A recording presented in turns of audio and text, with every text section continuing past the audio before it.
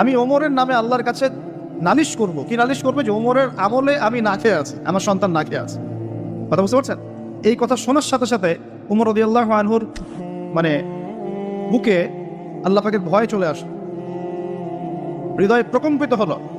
প্রকম্পিত হওয়ার পর তিনি নিজে চলে গেলেন মদিনায়, যেটাকে বলি আমরা বাইতুল মাল, মানে রাষ্ট্রীয় সম্পদ যেখানে থাকতো ওটাকে বাইতুল মাল বলা হতো।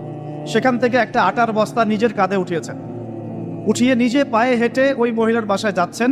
তার পাশে থাকা একজন সাহাবী, তিনি বলছেন, তার নাম আসলাম রাদিয়াল্লাহু আনহু, তিনি বলছেন যে ইয়া আমিরুল মুমিনিন, হে আমিরুল মুমিনিন, আমাকে দিন, আনা আহমিলুক, আমি এটাকে বহন করে নিয়ে যাই, আপনি চলেন সাথে, সমস্যা নেই, আমি বহন করে নিয়ে যাই অ্যাটলিস্ট।